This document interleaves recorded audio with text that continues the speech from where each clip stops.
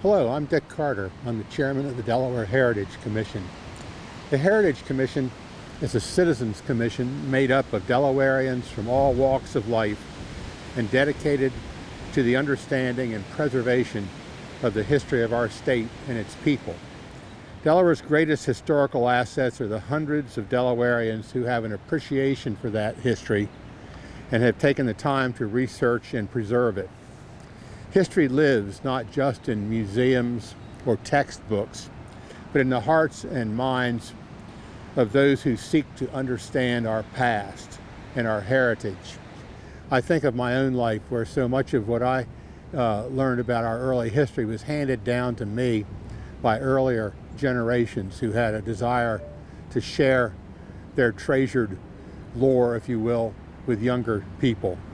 As part of Delaware's commemoration of the sesquicentennial of the Civil War, the Delaware Heritage Commission is proud to present Gettysburg and Delaware, the story of Delaware, Delawareans, and the battle that determined America's future.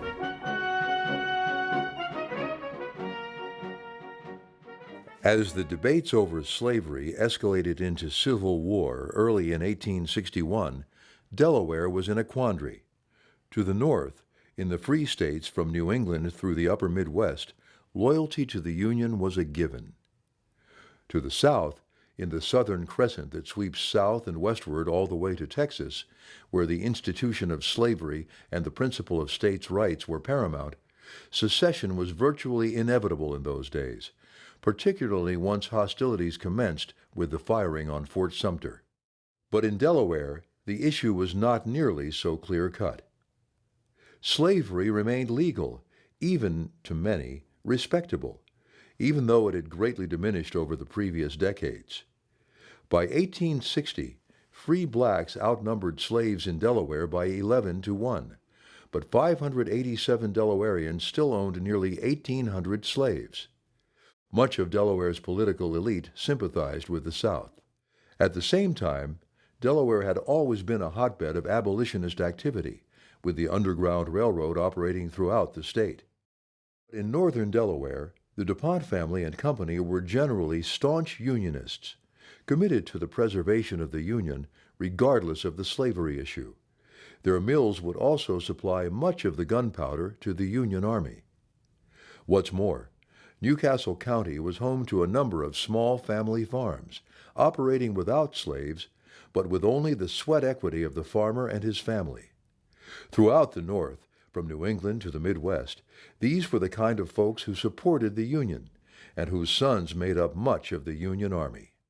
In the election of 1860, Vice President John C. Breckinridge, the candidate of the Southern Democrats, carried Delaware with 46% of the vote. Abraham Lincoln, the Republican candidate, finished third, having been edged out by Senator John Bell of Tennessee, the candidate of the Constitutional Union Party. It should be noted that Bell and Lincoln, both strongly pro-Union, had together nearly equaled Breckinridge's vote. Shortly after the election, a representative from Mississippi spoke to the Delaware legislature advocating secession, but found little political support. Delaware's junior senator, Willard Salisbury, although a Southern sympathizer, declared on the floor of the United States Senate that, "My state, having been the first to adopt the Constitution, will be the last to lead to the separation of this glorious Union. If this madness and folly of others lead to the destruction of the Union, there will be plenty of time for Delaware to determine her course." Most historians agree that Salisbury was representative of his constituents, that a majority of Delawareans of the time were Southern sympathizers, but a majority were also opposed to secession. And in the end, Delaware, a slave state, cast its lot with the Union. In response to President Lincoln's call for troops, Delaware Governor William Burton, a Southern sympathizer himself, said that while the state had no militia, volunteers were free to serve if they desired. It was an attitude that did not discourage those who wanted to fight for the South, even as organized regiments were recruited to join the Union Army. But even after resolving to stay in the Union, Delaware faced political turmoil between pro-Union Republicans and Democrats sympathetic to the South. On Election Day, 1862, matters almost came to a head on the green outside the State House in Dover. Delaware during the Civil War was an intensely divided state. Being one of the 5 border states, it remained in the Union but was fiercely sympathetic with the South. And so the locals here in Delaware were very tense and very divided during the course of the Civil War, and that came to a head during the elections of 1862. Top Republicans were really worried that they were going to be bullied at the elections in 1862, and so they pressed Lincoln's Secretary of War to send troops to protect them on Election Day. A few days before the election in 1862, General James E. Wool was dispatched with federal troops and arrived in Seaford, Delaware. Those hundreds of troops then disbanded and spread across Kent and Sussex County to all the different polling places, including here on the Dover Green. And if you were a Dover citizen and you woke up on the day of the election, you would be surprised to see hundreds of federal troops out here with bayonets affixed, standing in front of the polling place. And to those voters who were ready to go inside, they viewed those federal troops as little more than federal oppressors. And those Union troops have very little respect for those voters who they view as sympathetic with the Confederacy. Tensions began to build within a few hours, and before long, shouts were being thrown, insults, and the crowd became pretty much a mob. It was decided by the federal troops to do a bayonet charge into the crowd. A bayonet charge is a sort of riot police tactic where they affix bayonets and they charge into the people to scare them back. Unfortunately, one man, whether he got too eager, maybe he slipped, maybe he was pushed from behind, or one soldier got too eager forward, he was skewered through the stomach twice. That was really broke the floodgate of tensions, and people began to flood the green. It looked like it was going to be another Boston Massacre 100 years later. Luckily, the federal troops had the wisdom and the foresight to remove themselves from off the green at that point, calling it a loss. That infamous event soured a relationship between the Republicans and the Democrats in Delaware for the remainder of the war, and it became famously known as the military invasion of Delaware. Those Delawareans who went off to war, whether clad in blue or gray, did their fighting far from home. But after 2 years, it began to look like war might be coming closer. By early May of 1863, the Civil War had been going on for 2 years, with no apparent end in sight. In the East, Confederate General Robert E. Lee's Army of Northern Virginia had won decisive victories over the Union Army of the Potomac at Fredericksburg, Virginia in December of 1862, and most recently at Chancellorsville, just west of Fredericksburg, where Stonewall Jackson's flank attack had routed the Federal troops under Union General Joseph Hooker. In spite of those Confederate victories, the situation in Virginia remains very much the same as it had 7 months earlier, with the two armies encamped on opposite shores of the Rappahannock River. General Lee knows that in a war of attrition, the Confederacy cannot prevail. Over time, the greater population and industrial might of the North will overwhelm the largely agrarian South. The Confederacy's best hope is to make the North tire of war, to enhance the political strength of those in the Union who support allowing the Confederacy to go its own way, and to pressure the federal government to sue for peace. More immediately, Lee's army is running short of supplies. The farms of Virginia are being depleted by the needs of an army of nearly 70,000 men, and rations are already running low for the coming summer. The fertile fields of Maryland and southern Pennsylvania offer a tempting solution. An invasion of the North offers a possible solution to both problems. Exposing Northerners to the same degradations of war that the people of Virginia and other southern states have been suffering for 2 years might well strengthen the political hand of anti-war Northerners against the Lincoln administration. And a summer feasting on Union plenty would keep his army fed and ease the burden on the people of the South. Having reorganized after the death of General Stonewall Jackson at Chancellorsville, Lee's army begins to move north in early June behind the cover of the Blue Ridge Mountains. His cavalry, led by General Jeb Stuart, is parallel to the Army's movements to the east, keeping track of the Union Army as it picks up and begins to pursue Lee. Scattered among the troops of the Army of Northern Virginia are a handful of Delawareans. While Delaware remained loyal to the Union and provided no organized troops to the Confederacy, hundreds of Delawareans had gone south at the onset of the war. George Julian Robinson, better known as Jules, is a sergeant in the 5th Texas Infantry, part of General John Bell Hood's division. A native of Georgetown, Robinson attended a military academy at Brandywine Springs, just outside of Wilmington. His father, Alfred P. Robinson, served from 1851 to 1855, a Delaware Secretary of State under pro-Southern Governor William Ross of Seaford. And as a teenager, young Robinson worked as an engineering assistant on a section of the new Delaware Railroad that ran from Harrington to Seaford, and later went to Kansas with former Governor Ross to work on government land surveys. At the outbreak of the war, Robinson and a friend who had lived in Texas for a time made their way down the Delmarva Peninsula and across the Chesapeake Bay to Yorktown, Virginia, where they were at first arrested as Union spies and taken to Richmond before being recognized by some old acquaintances from Texas, who welcomed them into their ranks. By May of 1863, Robinson is a grizzled veteran, having seen action in the battles of the Virginia Peninsular Campaign, Seven Pines, Gaines Farm, Malvern Hill, Second Manassas, Antietam, and Fredericksburg. Hood's division has just rejoined Lee's army after being detached for campaign duty in the Suffolk, Virginia area, which caused them to miss the Battle of Chancellorsville. The march north will be Jules Robinson's first foray north of the Mason-Dixon line since his escape into Virginia 2 years earlier. Samuel Boyer Davis is the nephew of and aide to Confederate General Isaac Trimble. Davis is the grandson and namesake of a Delaware militia officer who was instrumental in the defense of Lewis during the British bombardment in the War of 1812.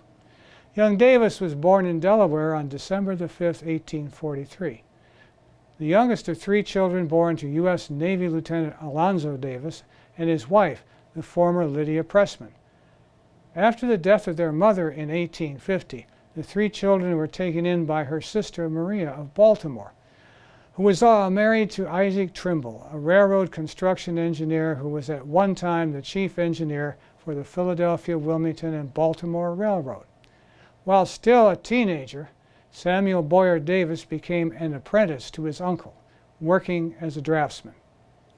At the outbreak of the war, both Isaac Trimble and his nephew joined the Confederate cause, and by early 1862, Trimble had been appointed a brigadier general and obtained a commission for his nephew as a first lieutenant and his aide-de-camp. In August of 1862, however, Trimble had suffered a serious leg wound at the Battle of Second Manassas, and his recovery had been difficult. The long recovery, hampered by several setbacks and not helped by his contentious nature, has cost Isaac Trimble his command. Though he is now a major general, he has been assigned light duty as a commander in the Shenandoah Valley. Nonetheless, he is determined to return to combat and shows up at Lee's headquarters, where he soon wears out his welcome. Finally, he follows the Confederate 2nd Corps as they begin their march north and joins the staff of Corps Commander General Richard S. Ewell as an officer without a command.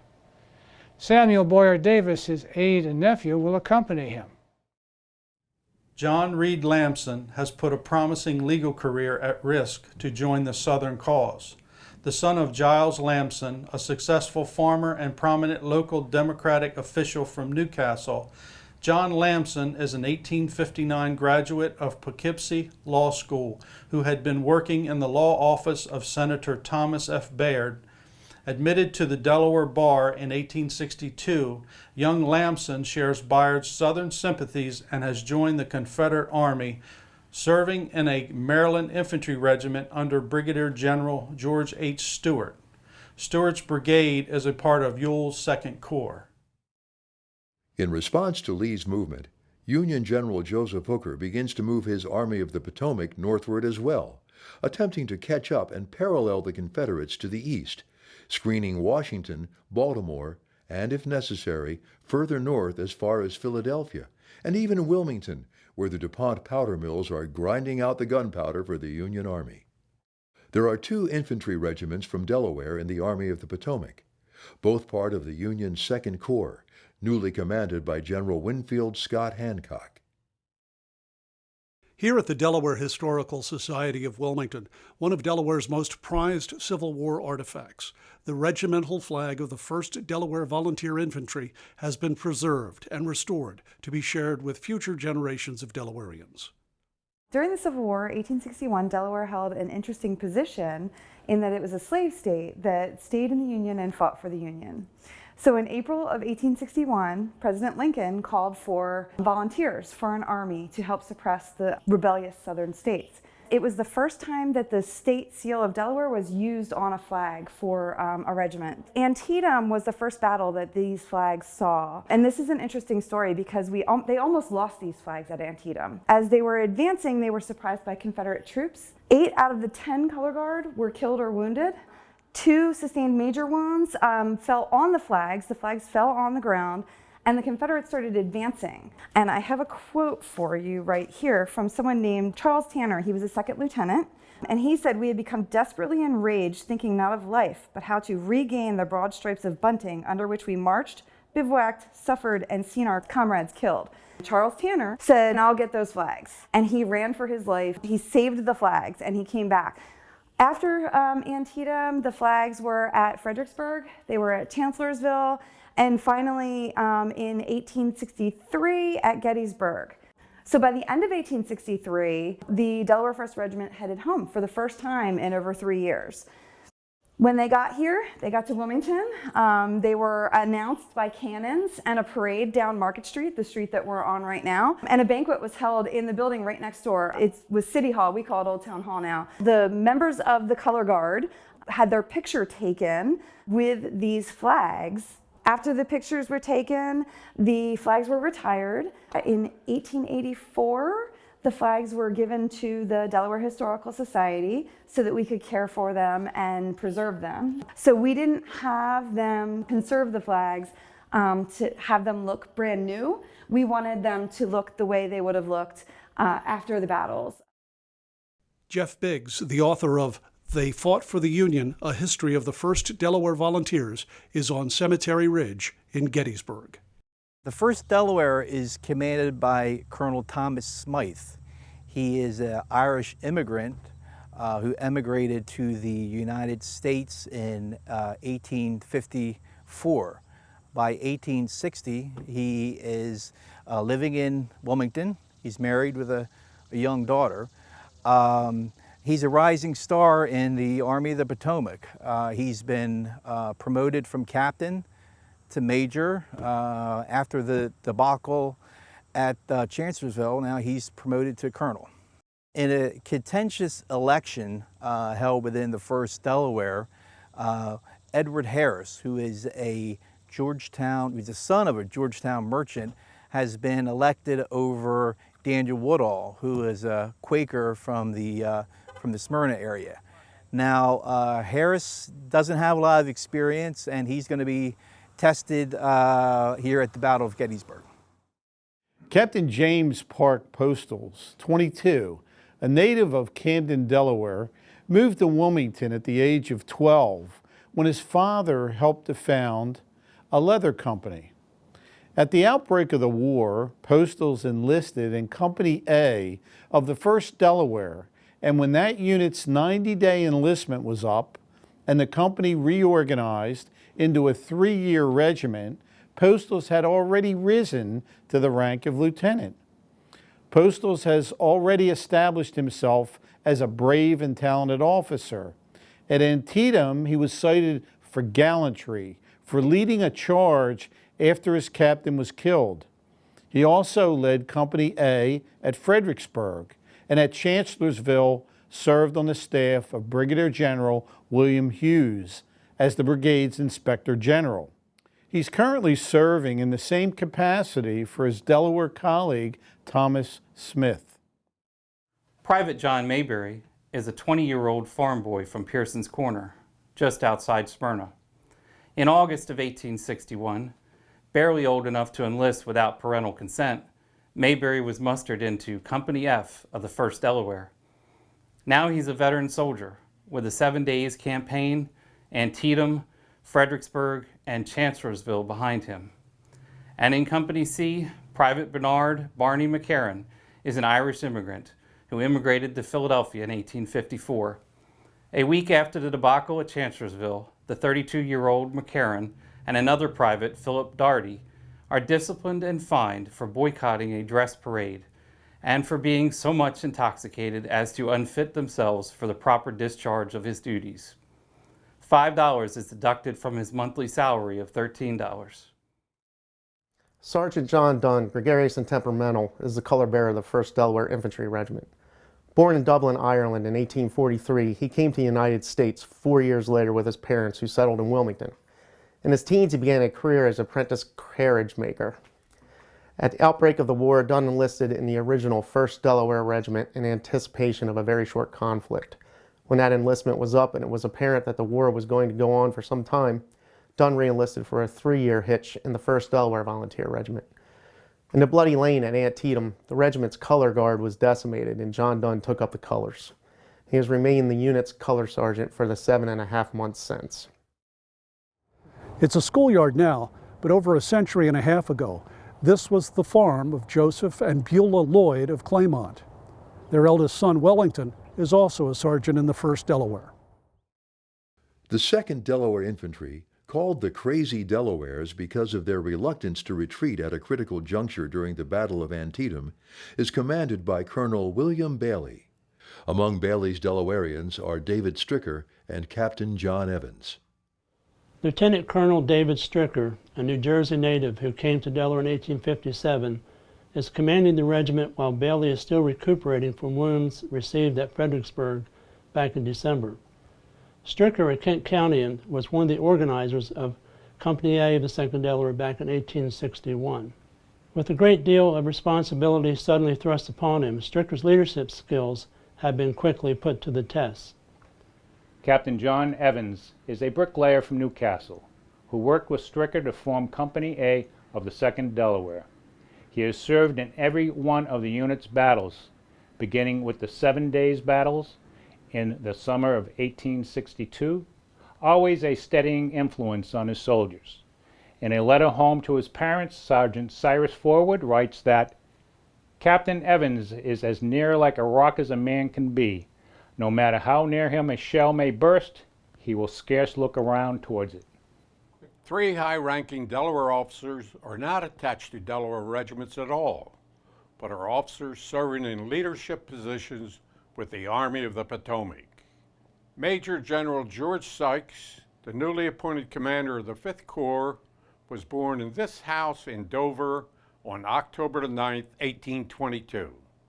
He graduated from West Point in 1842 and served briefly in the Seminole conflict before being sent to Texas at the outbreak of hostilities with Mexico in 1846, where he received a promotion to captain for meritorious service.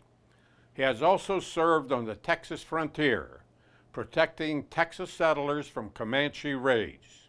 At the outbreak of the Civil War in 1861, Sykes was summoned to Washington, promoted to Major of the 14th U.S. Infantry, where on July 21st, his battalion participated in the First Battle of Manassas, the first major battle of the war in Virginia, a stinging defeat for the Union, whose leaders then realized that this was not going to be a quick and easy suppression of the rebellion, but a long and bloody conflict. On September 28th of that year, Sykes was promoted to Major General in the newly formed Army of the Potomac, and the following spring was promoted once again, this time to command a division in the Army's 5th Corps, serving capably in several Virginia campaigns throughout 1862. Though his division was held in reserve during the Battle of Antietam, Sykes' troops played an important role in night action in December, holding off threatened Confederate counterattacks. and permitting Union forces to safely withdraw after the defeat at Fredericksburg. After Chancellorsville, relations between General Hooker and Washington begin to deteriorate. On June 28th, as the Army of the Potomac is moving north, Hooker is replaced by George Gordon Meade, commander of the 5th Corps. George Sykes is named to succeed Meade. One of the soldiers under Sykes' new command is Lieutenant William Fisher of the 10th United States Regular Infantry, the 19-year-old son of Isaac Fisher, a Bridgeville farmer, and his wife, Sarah. Lieutenant Fisher and his father are exceptionally close, and since receiving his commission at 17 in August of 1861, he has written regularly, sharing the details of Army life with Isaac. One letter written from Washington, D.C., displays the wonder of a small-town boy seeing the world. It tells of having seen the legendary General Winfield Scott, as well as President Lincoln.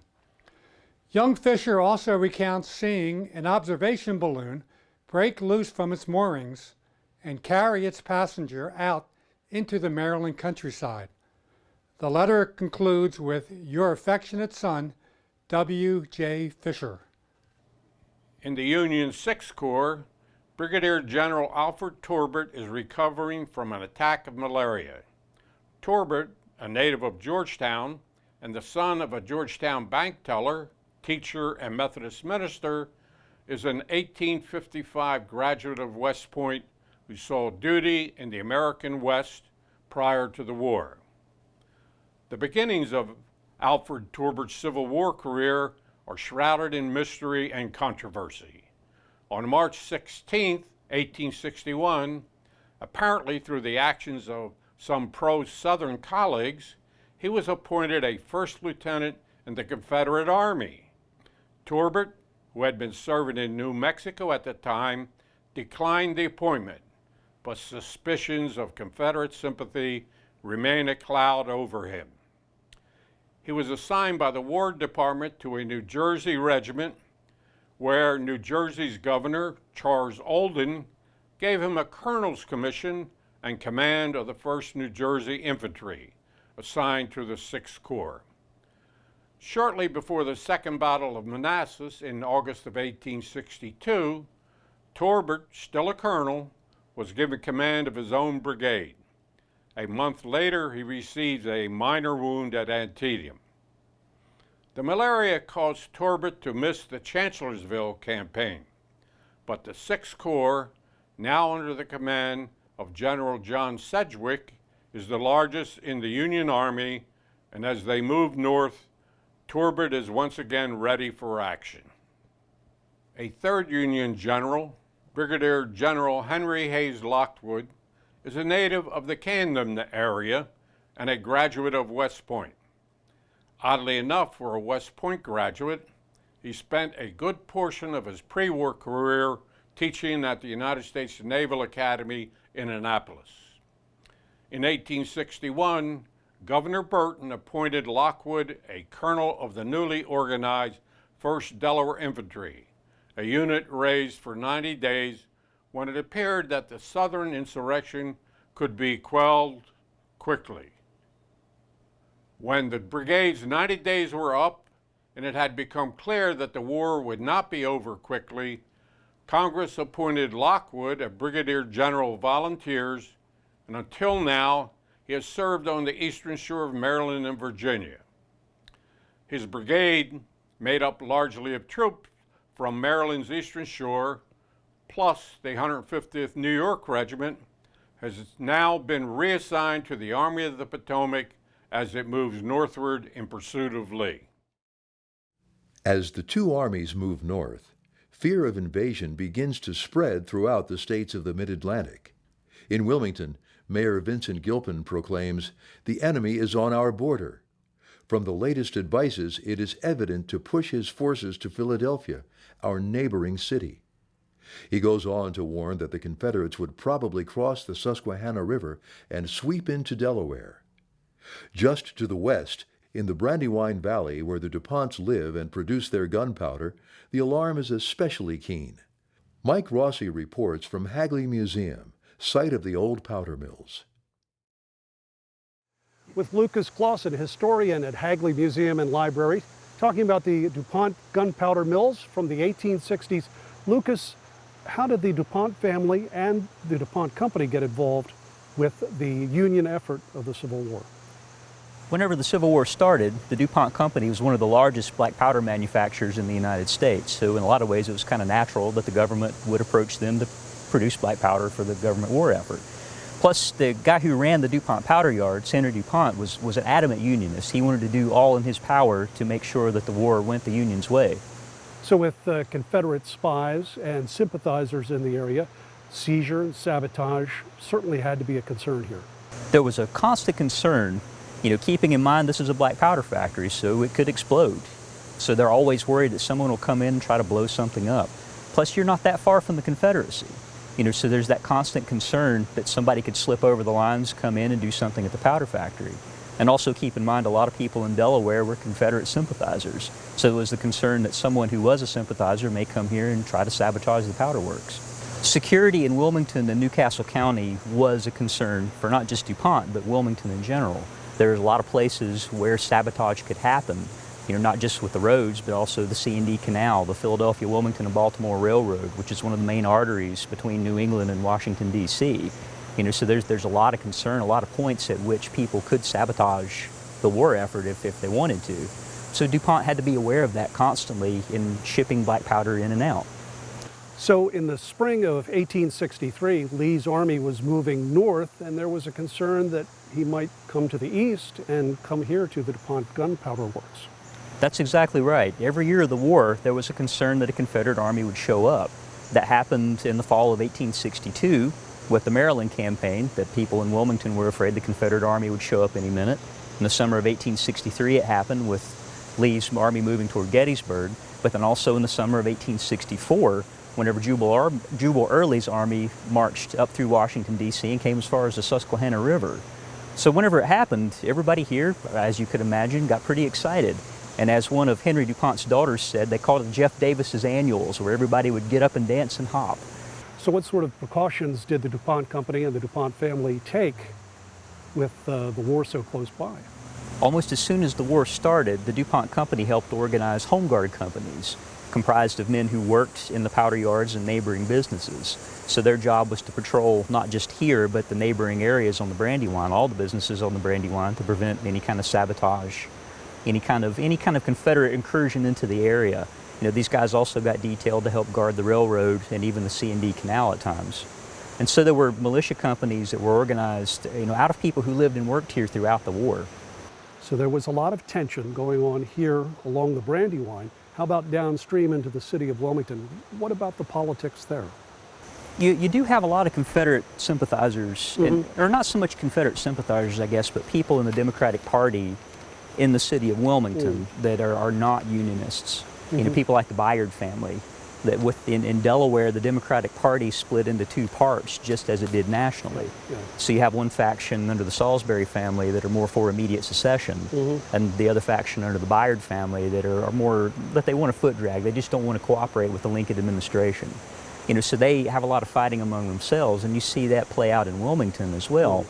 So whenever the war starts, you have a lot of folks that want to organize militia companies to try to do something about the war, either because they want to see the state secede, or they want to try to protect the state from an incursion. And so within the city of Wilmington, you do see a little bit of that. One of the people on the other side being Thomas Bayard, James A. Bayard's son. So Henry DuPont, who ran the DuPont powder yards, plays into this in a pretty big way apart from the powder yards. In May of 1861, he got appointed Major General in command of the Delaware militia. So his job was to organize all of these companies, train them, possibly get them ready for federal service. So one of his first acts as head of the militia was to say, if you're going to get arms and equipment from the state of Delaware, you have to take an oath of allegiance to the United States, which, as you can imagine, didn't go over very well with a lot of the Confederate sympathizers, and one of those being Thomas A. Bayard. And so there was a bit of headbutting, as it were, between DuPont and some of these other people. People who were Confederate sympathizers or just not for the Lincoln administration and people who were Unionists within the city of Wilmington. So there's that constant tension going on, and as it plays out during the war, once it becomes kind of apparent that Delaware won't and can't secede, you do have people that try to evade the draft, for example, or just try to impede recruitment in Delaware to the Federal Army, or want to just be obstructionist in some way to the Lincoln administration. So we weren't just a border state nationally, it became a block by block thing in the city of Wilmington practically. And in a lot of cases, yes. And so how that plays out even as the war was over, after Robert E. Lee surrendered at Appomattox Courthouse, there was a lot of jubilation in Wilmington among Unionists. And so they showed up at a lot of people's houses, not the least of which was Thomas Byard, and threatened them with tarring and feathering if they didn't fly a Union flag from their house. So there you see that even to the very end, and a little after, some of these tensions. It's something that never really went away and even kind of sticks around after the war. Caught up in the wave of public anxiety is William Bright, a prominent Wilmington businessman, realtor, and anti-war Democrat. Perhaps fueled by Bright's business rivals or political opponents, a story circulates that Bright has written to Confederate authorities, urging them to attack Wilmington shipyards, machine shops, and powder works, and is storing supplies for Lee's army should they move east and capture the city. Bright feeds the flames at a social occasion when he reiterates his sympathy for the South and his belief in their right to secede and ultimate success. Shortly afterwards, Bright is arrested by the provost marshal and held at Fort Delaware in the middle of the Delaware River without charges, as was the custom of the time. He refuses to take a loyalty oath until he is told specifically why he is being jailed, and will be held at the fort until sometime in the fall when, weakened by one of the many illnesses that plagued the prison camp, he relents and takes the oath of loyalty. Lee's cavalry, led by legendary Confederate General Jeb Stuart, has moved to the east, riding completely around the Army of the Potomac, capturing a Union wagon train near Rockville, Maryland, and even threatening Washington. Out of contact with Lee's main force, Stuart fills the northern headlines and creates pandemonium throughout Maryland. On the afternoon of June 29th, his advance guard, led by Lee's nephew, General Fitzhugh Lee, rides into Westminster, Maryland. Unknown to both Fitz Lee and Stuart, the 1st Delaware Cavalry, led by 23-year-old Dover native Major Napoleon Bonaparte Knight, arrived in Westminster the previous morning, setting up camp on a hill at the town's northern edge, known as the Commons. Near present-day McDaniel College, the area provides a good view of both the town and the networks of roads approaching it. Hearing reports that there are no Confederates in the immediate area, Major Knight settles into his headquarters at the Westminster Hotel and Tavern. He gives orders that the regiment's horses, many of whom have thrown shoes on the ride from Baltimore, be refitted while the regiment is encamped, believing that they have time to relax. Around 4 o'clock in the afternoon of the 29th, Fitz Lee's troopers ride into Westminster and capture the Yankee pickets and 5 of the Delawareans at a local blacksmith shop. A young Westminster lawyer named Isaac Pearson witnesses the capture, spots Confederate cavalry on the Washington Road as far as the eye can see, and reports it to some Union soldiers. Panic soon ensues among the residents of the town. Major Knight is at his headquarters at the hotel, or possibly in the hotel's tavern. Charles Corbett, a popular 25-year-old captain from southern Newcastle County, takes charge, but not before stopping off at the hotel to consult with Knight. Knight orders Lieutenant DeWitt Clinton Clark, a 23-year-old farmer, to take a dozen men to search out the rebels. Clark and his 12 soldiers proceed cautiously down Main Street. As they turn a blind corner onto Washington Road, they find themselves face to face with Fitz Lee's cavalry column, vastly outnumbering them. The two groups stare at each other briefly before gunfire breaks out, virtually at point-blank range. There are the sounds of sabers rattling, shouting and cursing, and frightened horses, some throwing off their riders. Hearing the sounds of battle, Corbett takes matters into his own hands. In an action that testifies more to his valor than to his judgment, Corbett calls out, "Draw sabers," followed by, "Charge." His cavalrymen thunder down the stones of Main Street to reinforce Clark's beleaguered men. Another company of the 1st Delaware, led by Lieutenant Caleb Churchman of White Clay Creek 100, hears the gunfire and rushes to join the battle. They are too late. The Delawareans are hopelessly outnumbered, and after beating back 2 or 3 Confederate charges, they are pushed back up Main Street and eventually scattered. Corbett's horse is shot out from under him, pinning him underneath, and he, Churchman, and 40 of their soldiers are captured. 2 of the soldiers of the 1st Delaware, bugler Daniel Welsh and Corporal William Vandergriff, are dead in the street. Major Knight escapes to Baltimore with rebel soldiers in hot pursuit. The Confederates capture the camp up at the Commons and seize the regiment's supplies. Though of little significance militarily, the 1st Delaware's impulsive charge causes Stuart to pause, unsure whether these cavalrymen are just the tip of the iceberg, further delaying their rendezvous with Lee's army, now in Pennsylvania. The following day, June 30th, finds the Army of the Potomac just south of the Maryland-Pennsylvania border. General George Gordon Meade, just 2 days into his command, is developing a plan to deploy his army along Pipe Creek, a small river running east to west through Frederick and Carroll County, Maryland, to screen Baltimore and Washington should the Confederates turn eastward. The Army's 2nd Corps, commanded by General Winfield Scott Hancock, also new to his command, and including the 1st and 2nd Delaware Infantry Regiments, is at Union Bridge, Maryland, which would be the center of Meade's Pipe Creek line of defense. June 29th has been a very long, hard day for the Army of the Potomac as well as the 1st Delaware. It's estimated the Army of the Potomac has marched somewhere between 20 and 30 miles this day.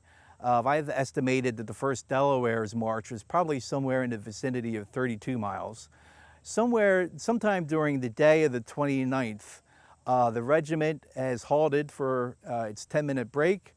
It's hot, tired. One soldier, a private in the 1st Delaware, we've kind of lost his name to history, started a kind of like a cat call that would kind of be used by the 1st Delaware for the rest of the war.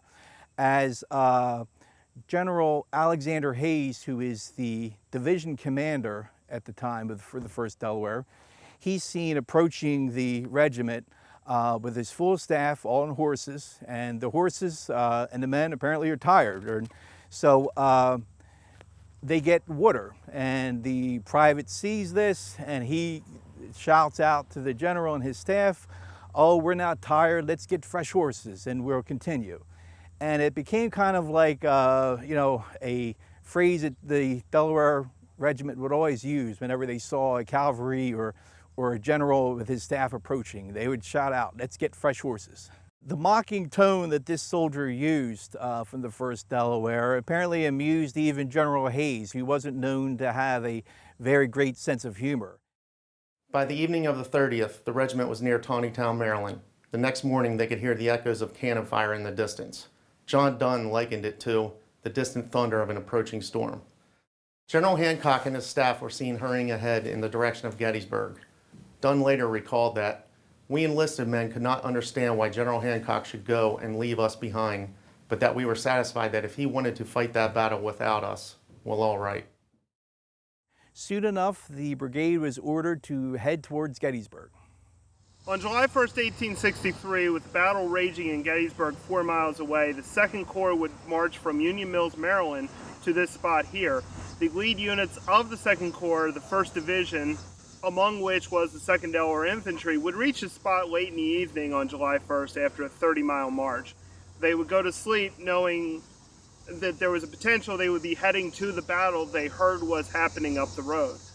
These men would then wake up in the morning, march for about 4 miles, and end up on Cemetery Ridge along with their Union Army comrades, knowing that a battle was occurring at the time.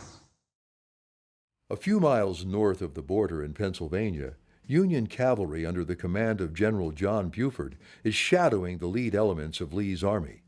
They will spend the night of the 30th just northwest of Gettysburg, and Buford fully expects to find the rebels coming down the road in the morning. As it turns out, Buford is right. Early the next morning, Confederate troops are making their way down the Chambersburg Pike towards Gettysburg. Just northwest of town, Buford's dismounted troopers are straddling the pike, ready to meet them. While his troopers temporarily bring the Confederate advance to a halt, Buford knows that they cannot hold out long and has sent an urgent call for reinforcements. The First Corps of the Army of the Potomac, under the command of General John Reynolds, a Lancaster native who knows the area, is on the way. By mid-morning, advance units of the First Corps, including the famed Iron Brigade, have arrived at Gettysburg and joined the battle, inflicting heavy casualties. But Reynolds is dead, killed by a sharpshooter as he led his troops through the woods toward the scene of the clash. What's more, the Confederate Second Corps, led by General Ewell and accompanied by the cantankerous Isaac Trimble, is coming from the north. The Union troops must fight a stubborn delaying action, delaying the Confederate advance until reinforcements arrive. By early afternoon, the Union 11th Corps has also arrived on the battlefield just north of town. But even so, they are badly outnumbered, and the right flank of the Union battle line has begun to collapse, forcing the rest of the line to pull back as well.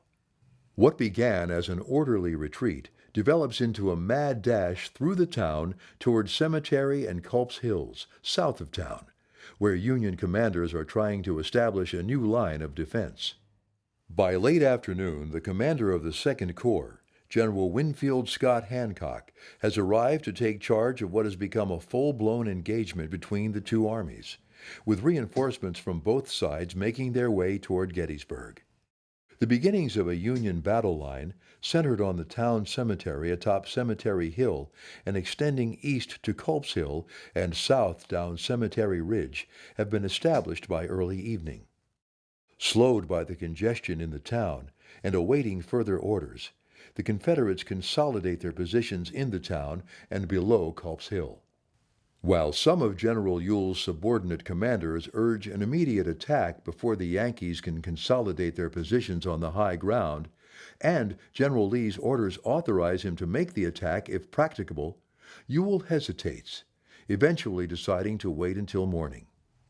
But nightfall brings the reinforcements that the beleaguered Union troops have been counting on.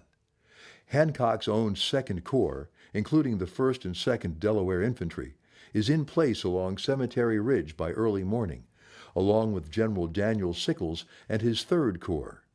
On the Union right, the 12th Corps has reinforced the troops dug in on Culp's Hill, and Delaware and George Sykes' 5th Corps is not far behind. So by the evening of July 1st, the 1st Delaware is encamped at the foot of Little Round Top and Big Round Top. The picture that they're seeing isn't a pretty one.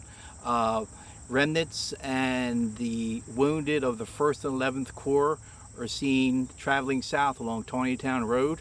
Also troubling is the fact that many in the regiment saw the body of John Reynolds, who was the commander of the 1st Corps here, died on July 1st. They see his body being transported towards his hometown in Lancaster, Pennsylvania. So at first light on July 2nd, again, the regiment is encamped along the Round Tops.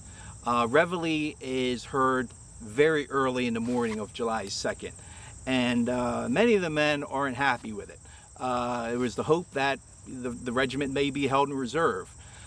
So there's a lot of grumbling among the men as they're approaching Gettysburg, which is about off to our left here. One of the privates in the regiment is a fellow named Gus Annis, who is a Canadian immigrant, and he's considered somewhat of a rogue within the regiment, always a jokester. He was accused at one point of stealing the lockbox of the lieutenant colonel of the 1st Delaware. Well, he's had enough of all the grumbling, and he kind of shouts out to everyone, well, we might as well curse Christopher Columbus as well. If he hadn't discovered America, there'd have been no war. So the regiment finally arrives here south of Gettysburg. They are placed along the northern edge of Cemetery Ridge. To their left is a little grove called Ziegler's Grove. To my rear is a house that's owned by a free black. His name is Abraham Bryan, and he owns this area, this farm around here, and there's a low stone wall here, which separates his property, and the 1st Delaware will be behind this wall for the next 3 days. By the next morning, Union reinforcements have arrived, and blue-clad soldiers are dug in on Cemetery Hill, Culp's Hill, and southward along Cemetery Ridge to 2 hills, Round Top and Little Round Top. The Army of the Potomac's new commanding officer, George Gordon Meade, has arrived during the night, and he and his subordinates work to organize a coherent defensive position. In the pre-dawn hours, Lee has determined to make a coordinated attack upon the Union flanks, Culp's and Cemetery Hills on the Union right, and the southern end of the Union line where, if he can seize the Round Tops, he can have a commanding spot over the entire Union line. Lee has charged Ewell's 2nd Corps with the attack upon Culp's and Cemetery Hills, and General James A. Longstreet and his 1st Corps with the attack upon the Union right, in the area of the Round Tops. But Longstreet, known as Lee's old warhorse, is skeptical, believing it would be better for Lee to move around Meade's army, threatening Washington and forcing Meade to attack a well-positioned Confederate force. He fails, however, to persuade Lee. What's more, Longstreet's style is slow and deliberate, and as a result, the 2 attacks are not coordinated. Ewell's attack upon the Union right goes off as scheduled in the morning, and fails. The Yankees on those hills are simply too well entrenched. It is well into the afternoon before Longstreet's plan to attack the Union left is underway, and this day, as happens so often in war, neither side's plan goes off as envisioned. Along Cemetery Ridge, Union General Sickles believes that his 3rd Corps would be in a better position if, in contradiction of Meade's orders, he moved his troops forward about a quarter of a mile to higher ground, thus creating a gap in the Union line, precipitating a battle where Longstreet's advancing troops encountered Union soldiers where they did not expect to find them, and ultimately costing Sickles himself a leg. I'm standing on the Gettysburg battlefield in front of the position the 1st Division of the 2nd Corps occupied starting the morning of July 2nd, 1863.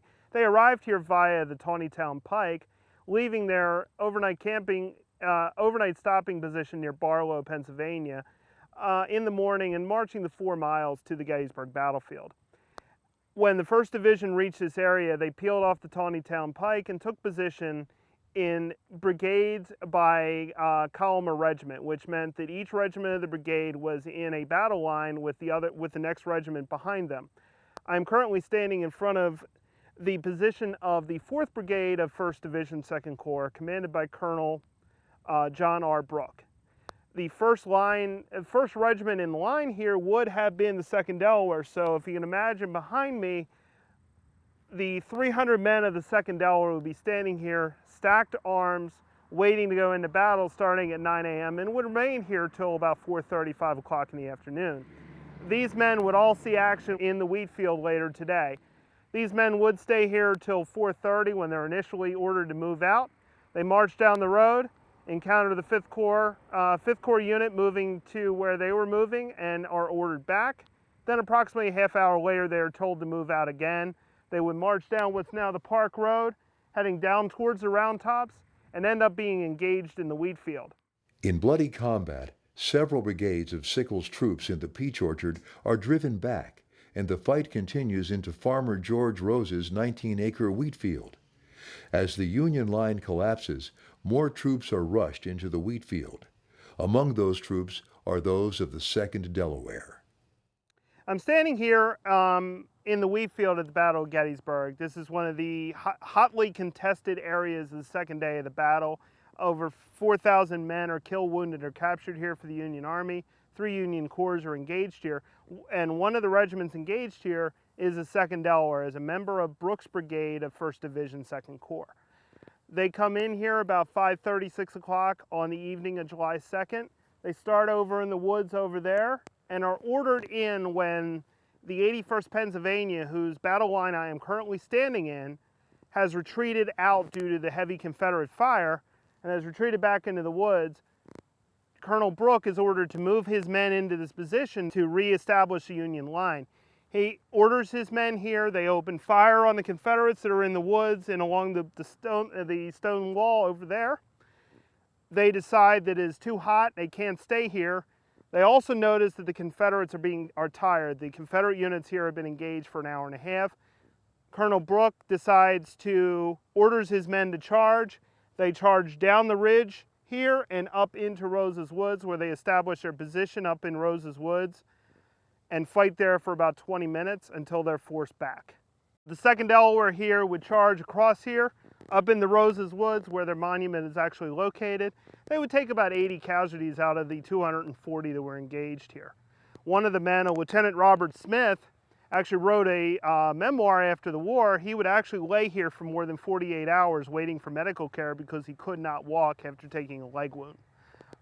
So he actually lays among the dead and wounded. It was said that you could walk almost this whole wheat field without stepping on grass because of the number of bodies. When last we left the 2nd Delaware, we were in their original firing position on the ridge in the wheat field. We're now standing next to their monument on Brook Avenue in Rose's Woods on the ridge that they charged to. Their brigade would fight in this position for approximately 15 to 20 minutes on the evening of July 2nd, 1863. They would be faced against 3 Confederate divisions, Anderson, Semmes, and Kershaw, from left to right in my field of vision. Brooke would maintain this position as long as he could until it became evident to him that he no longer had the ammunition and men available to maintain force against 4,000 Confederates advancing on him at one time.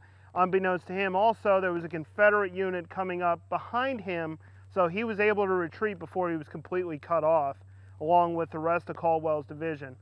By the time the 2nd Delaware returns to their original position on Cemetery Ridge, they will have suffered over 80 casualties out of the 240 men who went into the battle that day. Many of them would either be laying up here on Rose's Woods, laying in the wood line, or actually laying in the wheat field and would stay there for 24 to 48 hours. Caldwell's division had one of the best records of any Union unit in the wheat field, but any success they had was short-lived due to no reinforcements and the lack of staying power of a Civil War regiment due to the limited amount of ammunition they were able to carry into a battlefield. So thus, while they attained the best advance of any unit that day, they were forced to retreat very quickly due to overwhelming numbers. Overall, though, it was a great showing by the men of the 2nd Delaware. They fought hard, fought well, and suffered high casualties for it, but in the end, they end up in the same place, but having saved the Union line that day. The monument I'm standing next to was placed in the wheat field in 1886 by the survivors of the 2nd Delaware at the same time that the 1st Delaware's monument was placed. It was actually moved up here, though, in the 1900s to bring it with the rest of their brigade. And the 2nd Delaware Infantry, of which I'm a part of, actually takes care of this monument every year. We have adopted this position and come out here twice a year to take care of it. In the wheat field, Colonel Stricker is among the wounded of the 2nd Delaware. Though the wound is not serious, he will be out of action for the remainder of the battle. Nearby, George Sykes, commanding the 5th Corps, receives word from General Governor K. Warren, the Army's chief engineer, that Little Round Top is virtually undefended, occupied only by a few signal corpsmen. He dispatches General Strong Vincent's brigade to defend the hill. It is Vincent's brigade, including Joshua Chamberlain's famed 20th Maine Infantry, which history will credit with holding the hill and, by extension, securing the left flank of the Army of the Potomac. Sykes then dispatches other units of the 5th Corps to reinforce the beleaguered troops in the wheat field, where they will help to hold the Union line, but suffer heavy casualties in the process. One of those casualties is Bridgeville's young Lieutenant William Fisher. Not feeling well, but knowing that his command would be engaged shortly and that his place was with his troops, he has cheerfully marched, talking and laughing with his soldiers. Just after 3 o'clock, a musket ball passes through him close to his heart. He grabs a tree to try to prevent himself from falling.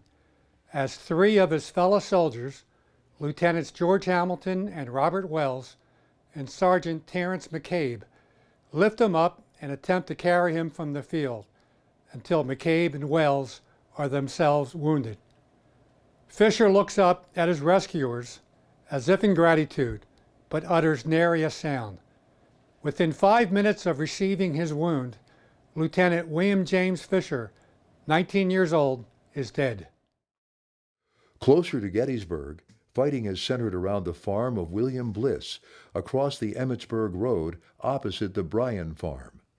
Delaware's other infantry regiment, the 1st Delaware, has been in the heat of this battle all morning and early afternoon. So at 7:30 a.m., the 1st Delaware has been placed in line along this stone wall. They've been ordered to advance 600 yards west towards the Bliss Farm area to act as a skirmish line. The regiment has been accompanied by General Hayes, who's the division commander, as well as Smythe.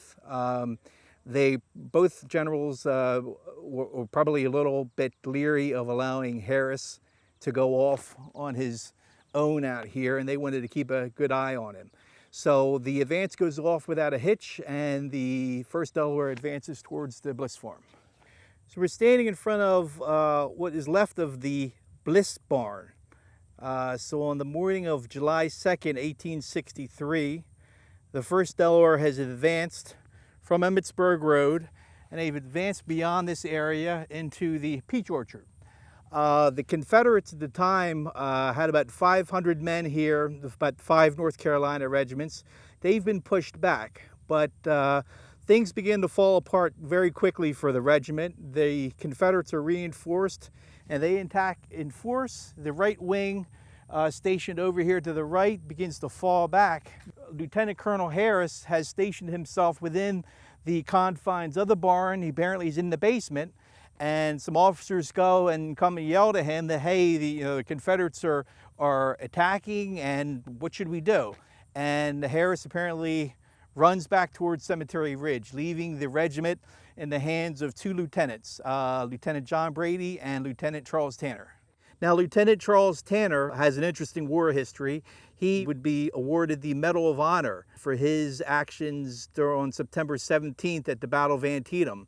So the 2 lieutenants left in command of the 1st Delaware form the regiment. The right wing goes back towards the fence line here, going towards Emmitsburg Road, and the left wing is about 50 to 100 yards off here to the left. But by 9:30 a.m., the Confederate assault continues, and the position here is completely untenable. So the regiment falls back towards the Cemetery Ridge. The right flank falls back first. What's left is there's some, on the left flank, there's about 10 soldiers captured here. Quite a few of them get back to the ridge as well. One fella, he was only 5'3", his name was Private Cheever. He apparently yells out to the rebels, I'm not going to fall back for the entire rebel army. And unfortunately, he's captured, and he eventually dies in a prison on Bell Island outside of Richmond. There's another captain, Martin Elligood, who is injured, shot in the chest here. He is nearly bayoneted by a Confederate soldier. The Confederate soldier's officer tells him not to do it and dares him to try, basically. Elligood eventually gets back to the 1st Delaware on the ridge. It turns out that Captain Elligood's wounds are mortal, and he dies on July 6th in a field hospital. Alex Hayes, the division commander, is determined to retake this part of the battlefield. So by noon, he has accumulated several troops to retake the barn. Members of the 1st Delaware, 12th New Jersey, and the 125th New York, all under, again, the command of Edward Harris, do a counterattack and eventually take this area of the field back over again. The Confederates at this point aren't ready to concede the field yet, so members of the 19th and 28th Mississippi form for a counterattack. And at this point, Henry Chew, who is a member of the 12th New Jersey, approaches Edward Harris once again Harris is inside the barn in the basement and shouts to him that the Confederates are attacking once again, and Edward Harris does the same thing he did before. He basically runs back towards Cemetery Ridge, leaving this area still contested. So following Edward Harris, the 1st Delaware en masse begins to run back towards Cemetery Ridge. Now, this is a first for the 1st Delaware, and quite a few of the troops on Cemetery Ridge here observe this. They see the Delaware troops falling back on Cemetery Ridge, and it was basically a stain on the regiment for some time.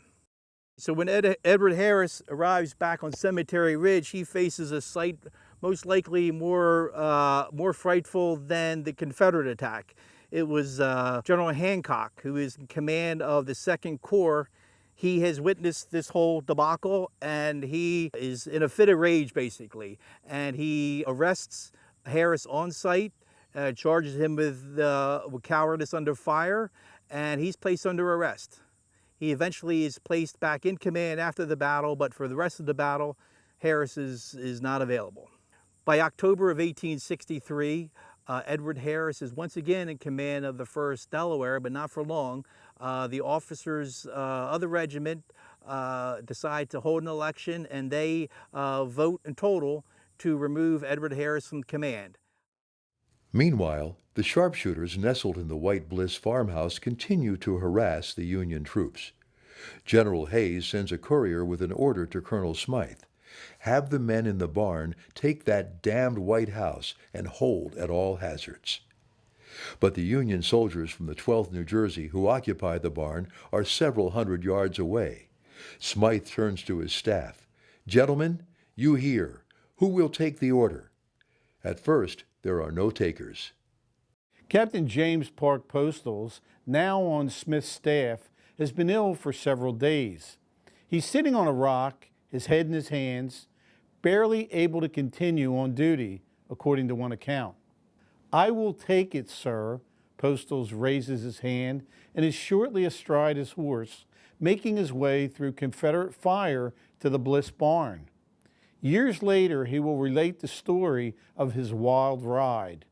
As soon as I crossed the Emmitsburg Road, the enemy in the house opened fire on me, which grew hotter and hotter as I drew near to them, till it was a constant wonder and surprise to me that note of the bullets, which I heard whistling around so close, had hit me. One thinks very fast under such circumstances, and I speedily concluded that the reason that they did not hit me was that I was on horseback and in motion. But when I should stop at the barn, they would kill me for sure.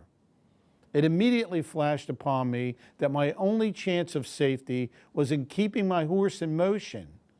No, letting him stand still. So I rode up in front of the barn.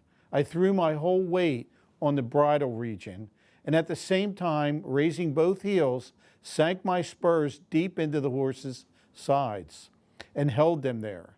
The poor brute, his sides torn up by my spurs and mouth lacerated and bleeding from the cruel curb bit, reared, kicked, and plunged, so that I was as bad a mark as though in full gallop. An officer came to the door of the barn and touched his hat to me for orders. I called out to him at the top of my voice so that the enemy in the house could hear as well as he could. Tell the officer in command here to take that house with one company of sharpshooters and hold at all hazards. At this time, the enemy was firing at me from every door or window of the house in range of us. As soon as the officer in the door of the barn touched his hat again, I loosened my bridle rein, still holding my spurs in my horse's sides, and the poor brute sped away, almost as though shot out of a gun. The ride back to Cemetery Ridge under continued fire is equally hazardous, and when Postles is safely out of the range of the sharpshooters, he stops his horse, turns back towards the Bliss farmhouse, and doffs his cap to the Confederates, who acknowledge his bravery with a rebel yell. Then he continues his ride to cheers from the Union lines. The farmhouse is taken and about 40 Confederate soldiers captured. Later in the day, one of the prisoners will recognize Postal's. "Well, sir," the rebel acknowledges him, "I guess your time ain't come yet." Postal's asks what the man means, and the Confederate replies, "Well, I had 3 fair shots at you, and there are plenty more fellows here who had as many." A day of furious fighting has, in the end, accomplished very little. Ewell's attempt to dislodge the reinforced Union troops from Culp's and Cemetery Hills fails, and Longstreet's attack upon the Union left flank, while giving immortality to such locations as the Peach Orchard, the Wheat Field, Devil's Den, the Valley of Death, and Little Round Top, falls short in the end, littering the landscape with fallen soldiers in both blue and gray. John Bell Hood, whose troops spearheaded the attack on the Little Round Top, is seriously wounded in the left arm. The arm is spared amputation, but will remain useless to him for the rest of his life. Jules Robinson's regiment, the 5th Texas Infantry, will suffer over 50% casualties at Gettysburg, with 54 of its 409 men killed, 112 wounded, and 45 missing or captured. Robinson, however, is not among the casualties. Believing that his attacks upon the Union flanks have forced General Meade to reinforce them with troops from the center of the Union line on Cemetery Ridge, where Hancock's 2nd Corps, including the 1st Delaware, stretch out in a line from Cemetery Hill down toward the Round Tops, Lee believes that he can break the Army of the Potomac at its center, which appears to him to be a long, thin line along the ridge across the open fields south of Gettysburg. With Jeb Stuart's cavalry having finally arrived on the field, Lee plans to send them around Gettysburg to threaten the Union rear.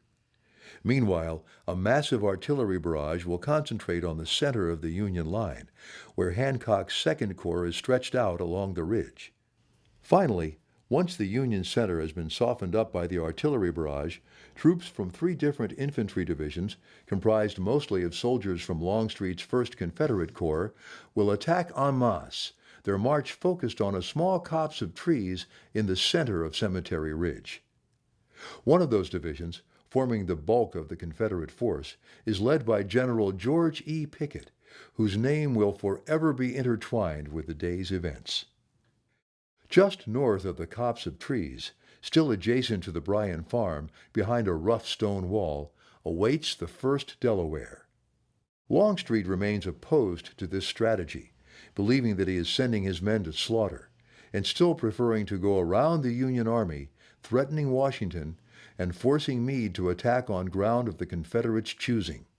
But Lee is adamant. There is some thought that, ill and tired of war, he hopes to force the Union to sue for peace with this one dramatic attack and breakthrough. He tells Longstreet, "The enemy is there, and I am going to strike him." Throughout the morning, the Confederates have attacked the Union position on Culp's Hill, in large part hoping to force Meade to reinforce the defenders with troops from his center. But the well-entrenched Yankees do not yield. Henry Lockwood's brigade has been in the thick of the defense of Culp's Hill, helping to recapture some ground taken by the Confederates the previous night.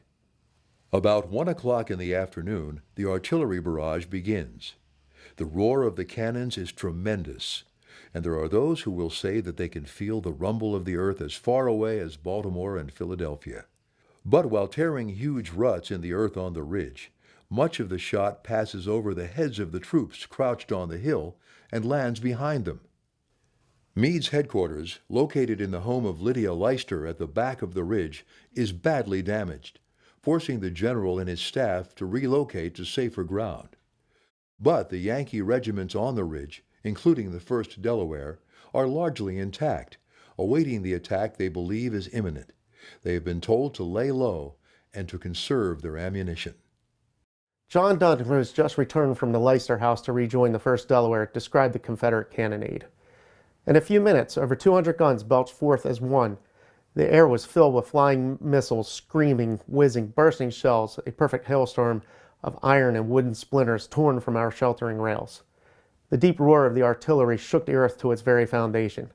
It sounded as if all the furies of the lower regions had been let loose. Wild and heated currents blew from every quarter of the compass, and what but a short time before had been a dull and lazy air now turned into a dark, wild, and sulphurous atmosphere.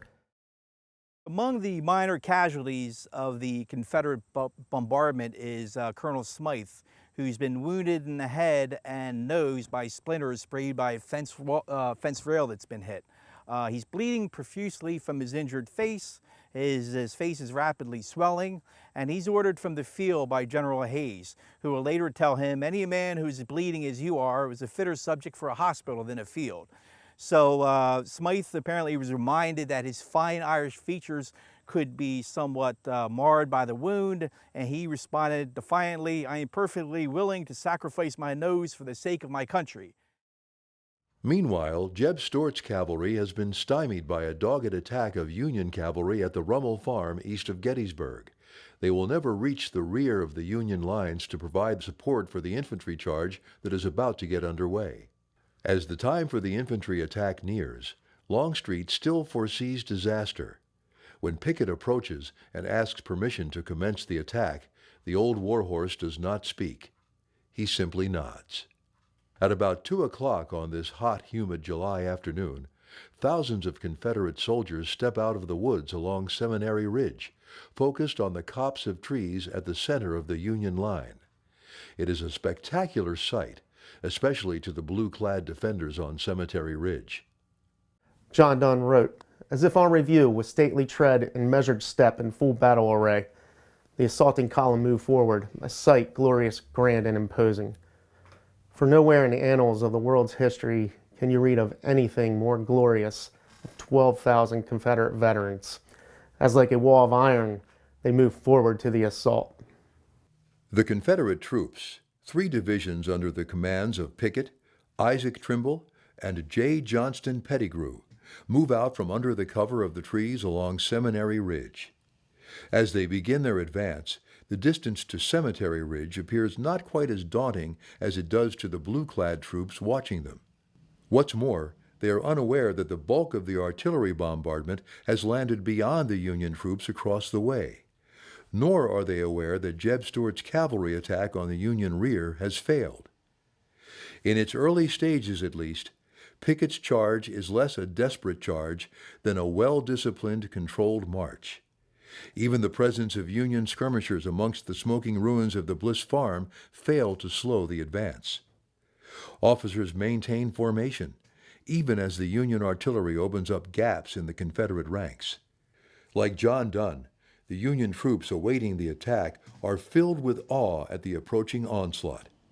But as they approach the Emmitsburg Road, about halfway across, the formation begins to fray. The fences along the road present another obstacle, and the formation further deteriorates all along the line as for many, the battle ends right there as they desperately try to scale, dismantle, or crawl through the fences. In addition to the artillery massed in the center of the Union line on Cemetery Ridge, artillery from Cemetery Hill on the Union right, and as far away as Little Round Top on the left, rain carnage into the flanks of the Confederate infantry. What's more, the angle of Emmitsburg Road as it approaches Gettysburg forces Pickett to realign his troops to keep the attack centered on the copse of trees, a difficult maneuver under any circumstances, much less under withering fire. Still, the attack presses on. All along the Union line, Union commanders on Cemetery Ridge, from Hancock and his division commanders down to captains on the front lines, have ordered their soldiers to hold their fire until after the Confederates have crossed the Emmitsburg Road. As Lieutenant William Seville of the 1st Delaware would remember, "We were cautioned to hold our fire until the rebels began to climb the fence. When this obstacle was reached, the ranks were thrown into some confusion. When, at the word fire, shouted by General Hayes, such an appalling sheet of flame burst from our line that the rebel ranks melted away like wax." Other units hold their fire even longer, some waiting until the Confederates are as close as 50 yards. The carnage is terrific. By now, most discipline in the Confederate ranks has deteriorated. Of the 3 brigade commanders in Pickett's division, General Richard Garnett is shot dead from his horse, his body never to be found, and General James Kemper is grievously wounded in the abdomen and thigh.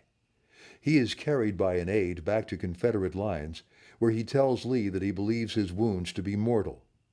Miraculously, he will recover, and in 1874 will be elected governor of Virginia. Still, the attack presses on. Pickett's 3rd Brigadier, Lewis Armistead, and a few hundred soldiers reach the Union lines at a point a couple of hundred yards south of the 1st Delaware, at a point where the low stone wall takes a 90-degree turn to the west and extends out in the direction of the Emmitsburg Road.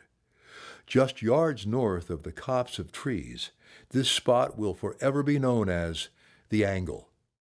It is at this spot where Armistead and his soldiers will briefly pierce the Union line. But Union reinforcements quickly arrive, and in fierce, often hand-to-hand combat, the gap in the Union lines is closed. Armistead puts his hand on a Yankee cannon, hoping to turn it against its owners. But as he does so, he is shot and mortally wounded, dying 2 days later in a Union field hospital. With the death of Armistead and the arrival of Union reinforcements to close the gap in the Union line, the Confederate attack finally falters. Slowly, all along Seminary Ridge, surviving Confederates begin to make their way back to their own lines. Lee encounters Pickett, telling him to prepare his division for the defense of a possible Yankee counterattack. Pickett, dazed and exhausted, replies, "General, I have no division." Along with his uncle, Samuel Boyer Davis is wounded in the Confederate charge. General Isaac Trimble, who has replaced the mortally wounded Dorsey Pender in command of Pender's division, is seriously wounded in his left leg, the same leg which had been injured the year before. Although feeling faint, Trimble is able to make it back to the Confederate lines on Seminary Ridge. But the leg will have to be amputated, and Trimble will have to be left behind in Gettysburg as Lee's army returns south. His military career over, he will remain a POW for the remainder of the war. Samuel Boyer Davis is left on the field, suffering from a serious chest wound. Picked up by Union soldiers that night, he will be brought back to the Union lines. A Union surgeon examines him and pronounces the wound very dangerous. Davis says that while he is not afraid to die, any encouragement the surgeon could give him would help him to live. The surgeon, a German immigrant, replies, "I tell you what I think. I think the possibility is you get well. I think the possibility is you die. I think by God you die, anyhow." But despite the grievous wound and a resulting fever, Davis rallies and is sent to a hospital in Chester, Pennsylvania. On August 16th, he and his roommate bribe a guard and escape walking south to Wilmington. The fact that they are not missed at the hospital for a full day gives them a head start, and from Wilmington the two take a train to Dover, and eventually made their way by foot and by boat to a Confederate outpost at Port Conway, Virginia. He eventually recovers from his wounds, and when well enough to return to service, is assigned to the Confederate Commissary General of Prisoners, which administers POW camps throughout the Confederacy. By the summer of 1864, he has been assigned to the infamous Andersonville POW camp in Georgia. When Henry Wirtz, the commandant at Andersonville, becomes very ill, Davis will take over the management of the camp for more than a month. After Wirtz's return, Davis returns to Richmond, but is tired of staff work. He becomes involved with the Confederate Secret Service, serving as a courier to Confederate agents in Canada. However, in Newark, Ohio, on his return to Richmond, he has the ill fortune to be on a train with paroled Union prisoners, and is recognized by former inmates from Andersonville. He is taken from the train and sent to Cincinnati for trial. He is convicted and sentenced to death for espionage. After a prolonged campaign by newspaper editor Horace Greeley and a number of United States senators, including Delaware Senator Willard Salisbury, President Lincoln commutes Davis' sentence to life imprisonment in February of 1865, and he is transferred to Fort Delaware. After being moved to several other prisons, he is released in December of 1865. He relocates to Northern Virginia, marries, and raises 4 children, and establishes a dairy farm where he lives until 1914. As the vanquished Confederates begin to pull back from Cemetery Ridge, a Delaware soldier rallies his comrades. Sergeant Dunn sees that the Confederate charge has stalled. Flag in hand, he leaps over the stone wall in an attempt to rally the regiment for a countercharge. At this point, the attackers break and begin to retreat as all along the line Pickett's charge has failed, and the surviving Confederates begin to make their way back to Seminary Ridge. Dunn will later go on to become the United States Marshal for Delaware for 8 years, where he made history by appointing the first African-American court bailiff in Delaware history. In 1886, he will speak at the dedication of the monument to the first Delaware at Gettysburg. He will also work as a surveyor for a railroad in Mexico and is later appointed a special agent of the United States General Land Office. As the charge collapses, Captain Evans also leads a little charge of his own, capturing 64 Confederates, more than he has in his own command, before nightfall. But the story is sadly different for another Delaware sergeant. Mike Rossi is at the Mount Pleasant Meeting House on the Philadelphia Pike near Bellevue in Brandywine Hundred. Wellington Lloyd, from just up the road in Claymont, was wounded in action in the second day's fighting at Gettysburg. After the battle, he was moved to the Tilton Hospital in Wilmington, just a few miles from his home. Sadly, on July 29th of that year, he died from the effects of his injuries. He's buried here in the cemetery of what was then a local Methodist church. On his tombstone, his family inscribed a bitterly poignant tribute. He fought as every patriot should, his face toward the foe, when by a traitor's wicked ball, our Wellington was laid low. Farewell, sisters and brothers dear, my life is nearly run. Farewell, dear ones, shed no tears. My battle is fought, my victory won.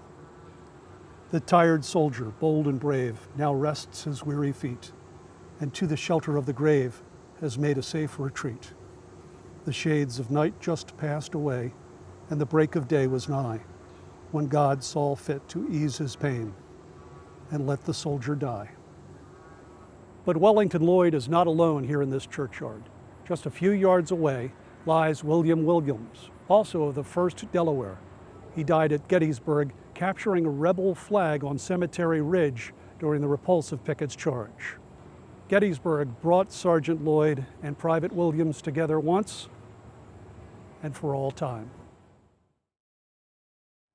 On July 13th, having gotten word of his son's wounding and having traveled to Wilmington to make inquiries among survivors, Isaac Fisher retreated to his room and wrote to his wife Sarah back in Bridgeville.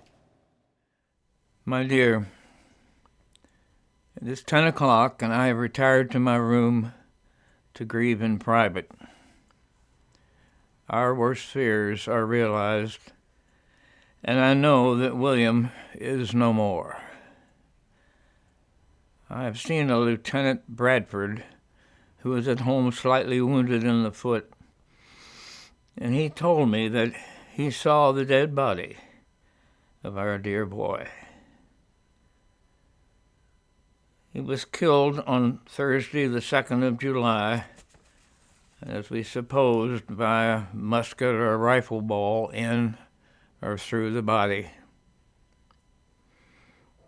My heart sinks as I contemplate this sad information, for we have made the most costly sacrifice that we would possibly offer on the altar of our country, and if it is not sufficient, we must perish.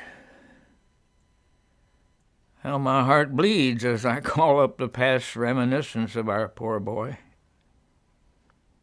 I well remember the first sound I ever heard issue from his mouth. Poor little innocent babe. If I have ever done wrong by him in anything, I trust I may be forgiven.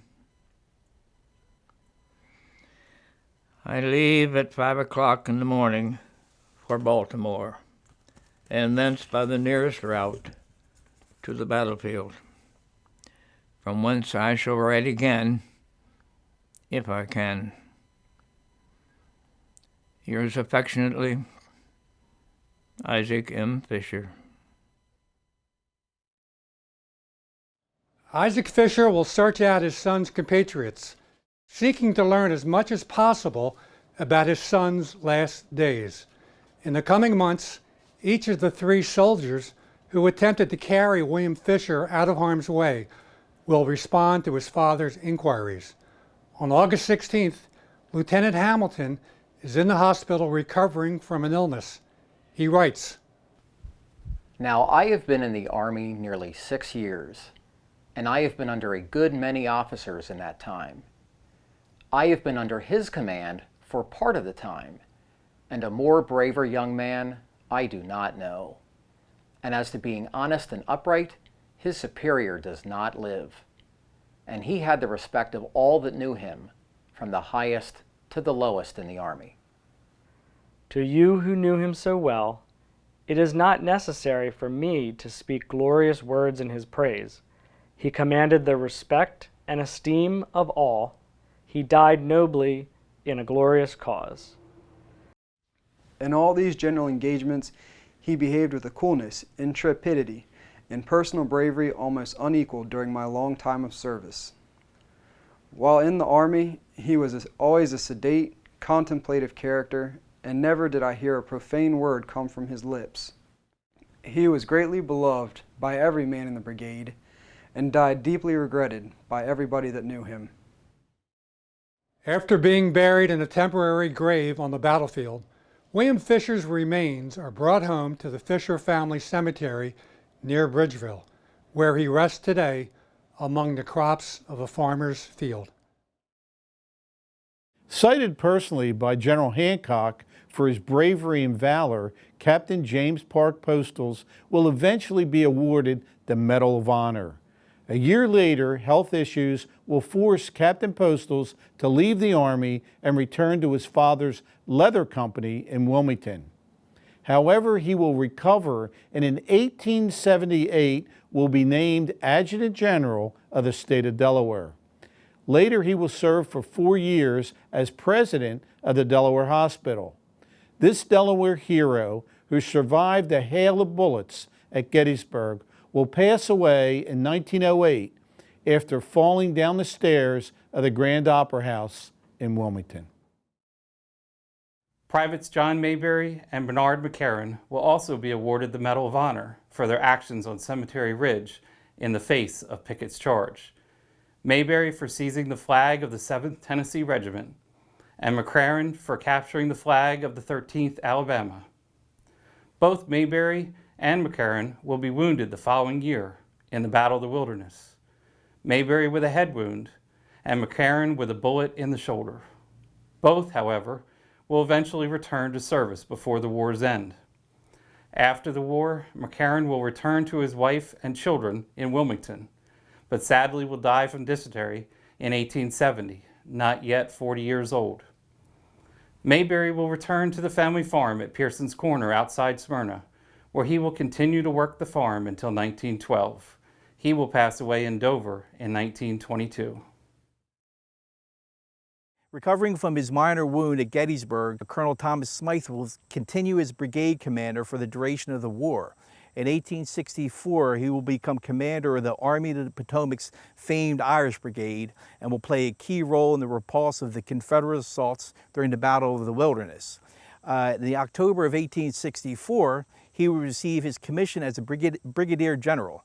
On April 7, 1865, he is shot through the neck by a Confederate sniper. So 2 days later, as Lee surrenders to Ulysses S. Grant at Appomattox, Thomas Smythe becomes the last Union general to die during the Civil War. In Delaware, his death is reported in the same solemn tones as the death of President Lincoln the following week. He's buried in Wilmington and Brandywine Cemetery amidst mournful pomp and circumstance. George Meade is never comfortable with his successor as commander of the 5th Corps. And in the spring of 1864, quietly replaces him with General Governor K. Warren, a hero at Gettysburg. Sykes will spend the remainder of the war on assignment in Kansas. After the war, his rank will revert to lieutenant colonel, and he will command the 20th United States Infantry for a dozen years until his death at Fort Brown in San Antonio, Texas in 1880. Alfred A. Torbert's New Jersey Brigade has been held in reserve at Gettysburg, though they do have a spectacular view of Pickett's charge. He does command a division in the 6th Corps later in the year. But after the death from typhoid fever of John Buford that December, Torbert is somewhat inexplicably transferred to the cavalry. The cavalry is not his area of expertise, and this, plus some minor but persistent health issues, leads to an inconsistent record.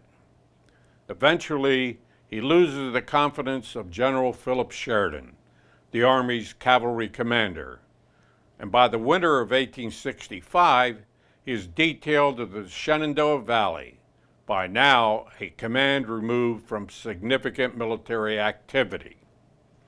After the war, he is returned to his permanent rank of captain, and having married a young woman from Milford and seeing no prospect of promotion due to the antipathy of Sheridan, resigns his military commission in October of 1866. He returns to Milford and runs for Congress in 1868, but as a Republican in a state now dominated by Democrats, is defeated. President Grant appoints him to several diplomatic posts before Torbert returns to Milford in 1878. On his way to Mexico on August 31, 1880, his ship is caught in a hurricane and breaks apart in the Straits of Florida, and his body washes ashore. After pursuing the Confederates on the retreat south, Henry Lockwood's brigade will take up position in Maryland Heights, overlooking the town of Harper's Ferry. That fall, Lockwood will become commander of the Middle Department, headquartered in Baltimore. He will see action at the Battle of the Wilderness in 1864, but then be reassigned back to Baltimore, commanding troops organized to combat Confederate raids in the Maryland and Washington, D.C. area. Eventually, he will be reassigned to his old command on the Eastern Shore, where he will finish out the war. After the war, he will return to teaching at Annapolis, concluding his career at the Naval Observatory in Washington, where he will retire in 1876. He will very nearly live out the century, passing away on December 7th, 1899. Colonel David Stricker and Captain John Evans will remain with the 2nd Delaware into the spring of 1864. While on leave on March 3, 1864, Colonel Stricker will marry Miss Sarah Smith at St. Paul's Episcopal Church in Philadelphia. Miss Smith's brother is Lieutenant Robert J. Smith, who was also wounded in the wheat field. On May 10, 1864, in the battle at Spotsylvania Courthouse in Virginia, Captain Evans is shot and mortally wounded. He will pass away 2 days later. His remains are buried in Emmanuel on the Green Cemetery in Newcastle. On May 12th, the same day that Evans passes, Colonel Stricker is shot and killed, also at Spotsylvania. He is buried in Wesley Methodist Church in Dover. Samuel Boyer Davis is just one of thousands of Confederates captured at Gettysburg. Most were not so lucky to escape and avoid incarceration. Many of those captured will end up at Fort Delaware on Pea Patch Island in the middle of the river off Delaware City. With Jake Miller and Laura Lee of the Delaware State Parks. Jake, tell us about how Fort Delaware came to be, when it was built, and what its purpose was at that point. Well, it was built from 1848 to 1859, and the purpose is, you're right here on an island in the middle of the river. Your purpose is to defend the river passage, especially since you got Wilmington and Philadelphia right up the river. You don't want an enemy navy sailing right up and burning the cities down. So you put this Fort Delaware here, and that keeps a watch on the river. So that's the purpose for it. So basically the fort was repurposed to be a prisoner of war camp. Exactly. And when did that occur? So that was, the first prisoners arrived in 1862, April of 1862, right after the first Battle of Kernstown. And the idea was Confederates don't have much of a navy, so you put them on this island where you got a lot of space, and you can keep them out of the way. You won't have to worry about escapes too much. You won't have to worry about Confederates breaking in or anything like that. So Fort Delaware became a prison in 1862, just before the Battle of Gettysburg. How many prisoners were here before Gettysburg? So before Gettysburg, it was pretty small scale in general. Say 50 people at a time coming in. You're trying to process them out very quickly because you have an exchange protocol in place. At the time of the Battle of Gettysburg, you probably had, before the battle, about 3,600 people here. They had just completed a new complex that would hold 10,000 prisoners here on the island, which is why after the Battle of Gettysburg, most, if not all, of the prisoners from that battle were brought here because there was room and it was close. In July of 1863, right after Gettysburg, you had 8,900 troops brought to Fort Delaware, captured troops, which swelled the population to about 12,500. Delaware, of course, being a border state, a number of Southern sympathizers would be nearby. What sort of impact did they have in the community? Yeah, that's an interesting question. You definitely had a lot of sympathy in Delaware City for these prisoners that are over here. Elihu Jefferson, who ran the Central Hotel in Delaware City, very much a Christian charitable gentleman who also had a lot of sympathy for the South. He organized an aid society in Delaware City and Newcastle to try to get goods that these people might need and bring them over. His daughter Julia was also one of those people that would come out to the island and tour around and try to help the prisoners in any way that she could. Laura, inside a barracks of some sort, tell us what this is. Yes, you're actually standing inside an exact replica of what one of the barracks buildings would have looked like, and this was built based on the actual Army plans. So what you see is very authentic. We don't have any photos of the interior, but there was a prisoner by the name of Max Neugus that sketched some interiors, and it matches exactly what we have here. So this is a prisoner barracks? Yes, this is a barracks building. There would have been maybe 40 here that were built, and they were built in kind of a circular fashion with a center bullpen where that would be the hub of prisoner activity. And the prisoners that lived out here primarily were lower ranking soldiers. The higher ranking officers would usually be kept inside the fort.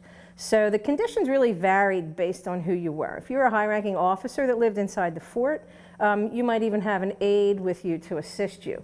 You were probably eating better. Out here, the conditions were not quite as good. Well, we all know about the prisoner of war conditions for both northern prisoners and southern prisoners.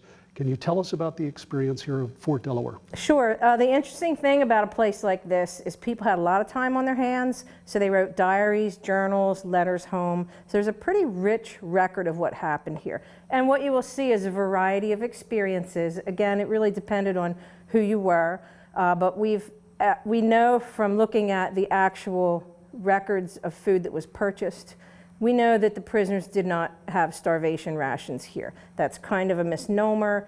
It was started as part of revisionist history by the Confederates post-Civil War, but it was no country club. But they did receive a set number of meals per day and were cared for, and they even had an opportunity to make a little bit of extra money. Some of them would work out in the bullpen. They even had their own handwritten prison newspaper that we have at least a couple issues of. Somebody would cut your hair for a nickel. They would do all sorts of things. Some guy even gave French lessons. So it was a little community within itself. We all know that during the Civil War, illness took a great toll on the battlefield and here at the prison too. A number of prisoners died because of illness here. When you look at the statistics, compared to other Civil War prisons and compared to the battlefield, you were much more likely to survive Fort Delaware than you were the battlefield, but disease was the great killer of the Civil War. So in terms of this entire complex, over 4 years, there were 33,000 prisoners. They were not all here at once. Some of them were here more than once. They were actually exchanged, captured, brought back. I know of one guy that was here 3 times. Of 33,000, there are about 2,400 deaths, which is lower than the battlefield death rate and quite a large number of those were due to disease. One smallpox epidemic alone right after Gettysburg in the winter claimed, I think, 900 lives. So that represents a lot of the death statistics.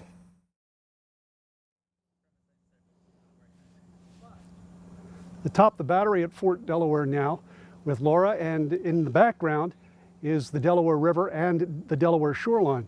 Laura, it must have been tempting for a Confederate prisoner. Some of them tried to escape, right? It's one of the most interesting things to talk about, and people really enjoy hearing about it. Prisoners definitely did try to escape. The success rate really depended on where you lived within the island and what your duties were. For instance, if you were somebody that was making a few extra coins working out on the dock, you had a better opportunity to escape. The actual numbers vary greatly. The official record stated, I think, that 52 people escaped, but we know for a fact that to not be true because we found one instance of over 100 during that time period. The general in charge here was facing a lot of questions from Washington at the time as to whether he could adequately oversee this site. So we think that maybe he didn't report everything. So if you listen to the Confederates, they thought hundreds and hundreds escaped. The number's probably somewhere in between. We did have a student do a research project on it. He came up with proof of 102, but probably more realistically, it may be 200-300. They would try to get out here any way they could. People would try to swim. They would take the wooden canteens, empty canteens, and seal them, tie 6 or 8 under their arms and use them as a sort of flotation device. But when you tried to swim, it really was dependent on the tide. So if you were right between high and low tide, you might make it. If you didn't, you may end up washed up, drowned 8 miles south, which quite frequently happened. They would try to hide in the hold of ships. There were people that stole a uniform and just marched right out with a Union unit pretending to be a soldier. There's a legend of a guy that hid in a coffin. When people died on the island, there was a dead house up on the north end, and then they would ship them over every few days to the cemetery at Finn's Point in New Jersey. So legend has it that this one guy hid in a coffin, went over there as they were about to bury it. He pushed the lid up, jumped up. Everybody, I guess, thought they saw their first ghost at Fort Delaware, but he got away. One of the better stories is of a ice skating escapade. Ice skating was very popular on this side of the island. The river was not quite as deep, and it did freeze over at times. So Union soldiers were out there skating, and some of the prisoners were laying on the bank of the island, and a couple of Florida guys thought it might be nice to try the ice skates, and they asked. And so these Union soldiers figured, this Floridian's not going to have any idea how to skate. Put the skates on him. He gets up and falls a little bit, and everybody has a good laugh. Gets up again, skates a little farther out, falls down, they laugh. Eventually gets up, he's out of rifle range, and he skates away, and he's never seen again. And that actually was in a excerpt from a journal from a Georgia soldier. So a lot of different ways to get out of here, but escape they did. Aside from escaping, there were other ways off Fort Delaware and Peapatch Island. And Jake, tell us about All's Battery and how the Confederate prisoners used that as a way off the island. All right. Well, so one of the options for all prisoners is to take the oath of allegiance, which means that any prisoner can swear allegiance to the United States government and they're no longer a prisoner. So once you took that oath of allegiance, chances are you may get to go straight home if you want to do that, if you're brave enough to do that. You may get put into an infantry unit somewhere. A lot of them were put into this All's Battery, which was the first Delaware heavy artillery. And it was made up of prisoners who had taken the oath of allegiance and then were still here actually serving as artillerists. Now, one of the differences between them is if you take the oath of allegiance, all of your former comrades hate you automatically. You probably aren't going to get to go home after the war because everyone's going to hate you. But your new comrades also don't trust you. So instead of the typical red stripe that you'd get for artillery, they actually got a yellow stripe to distinguish them, which is, cowardice and all that. So that was certainly not a good life, but to some better than being a prisoner.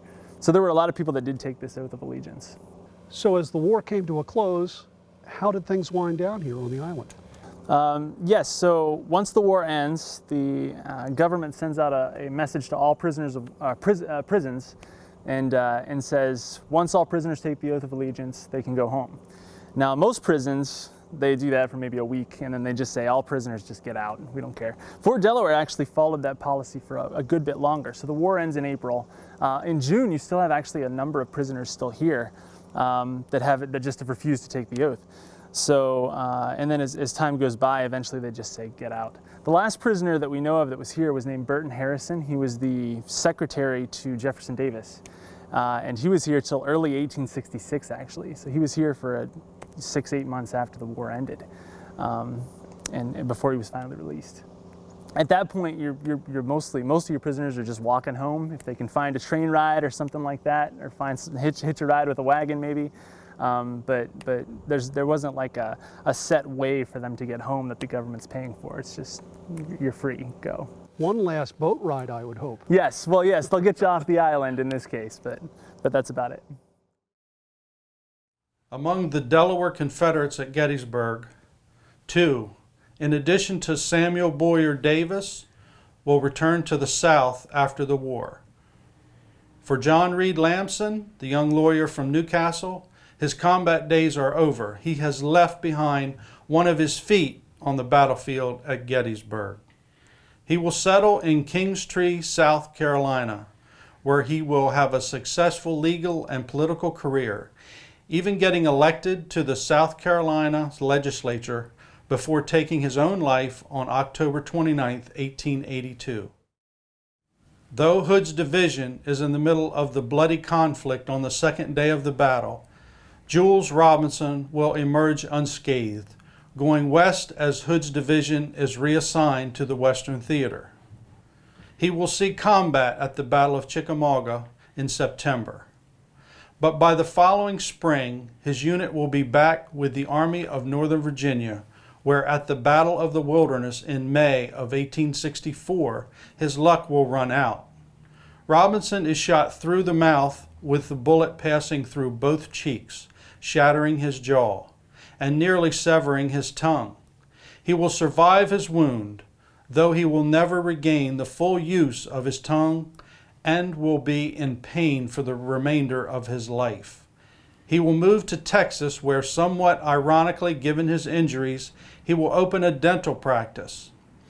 In 1882, George Julian Robinson will come home to Delaware, where he will spend his final years in Georgetown, before passing away in 1887. On July 4th, the battered Confederate Army of Northern Virginia begins its long retreat home. The war will go on for nearly 2 more years, but Gettysburg will forever be known as the high water mark of the Confederacy. In Wilmington, and along the banks of the Brandywine where the gunpowder mills keep churning, there is a profound sense of relief. On the evening of July 5th, as news of the Union victory reaches the city, fireworks are set off and 50 guns are fired to celebrate. The next morning, as crowds congregate at the railroad depot awaiting news, there is an announcement that at 11 o'clock, a trainload of wounded soldiers will be passing through. A crowd of 5,000 gathers, bringing food and drink to the wounded. A Wilmington woman named Anna Ferris, born here along the banks of the Brandywine, records her thoughts in her diary during the days following the battle, as news reports begin to come in and trains laden with wounded soldiers begin to arrive. July 4th, 1863. Today is the most memorable and eventful of all our national anniversaries. For almost 3 weeks, we have lived in a state of excitement, suspense and fear from the rebel invasion of Pennsylvania. This afternoon and evening bring a congratulatory letter from the President and telegraphs reporting decided successes. July 5th, 1863. This day has been filled with rumors and telegraphs of the most exciting character. They seem actually written in blood and report carnage of the most unprecedented character. They all tell the same tale of defeat and disaster to the rebel army, who fight as if they meant to be destroyed rather than surrender. 2 trains of the wounded pass through today. Brother William, with a number of our citizens, leave tonight to take what aid they can to the sufferers on the battlefield. July 10th, 1863. For the last few days, long trains of wounded have been passing through our town on the way to the northern hospitals. and our whole city resolves itself into a volunteer refreshment and saloon, and sends food and refreshments to them while they stop. It is wonderful how cheerful and uncomplaining the soldiers are, and how unselfish. July 12, 1863. Brother William returned last evening from the field of battle, where the inevitable horrors are mitigated as far as possible by the efforts of many, who represent the overflowing sympathy and feeling of the whole country. Already, 6,000 of the wounded have passed through our town, and as many more are expected. Lee's army makes its way through the South Mountain passes west of Gettysburg and into Maryland, hoping to cross the Potomac before Meade's troops trap them against the river, but heavy rains and damage by Union troops have made the existing bridges unusable. Beginning on July 10th, Confederate engineer teams at Williamsport, Maryland, begin to construct a number of pontoon boats to be floated down the Potomac to falling waters, to repair and extend what is left of the bridge damaged by the Union soldiers. Among the engineer teams is Lieutenant David S. Hesse, a native of Seaford, who had been wounded at Gaines Mill a year earlier.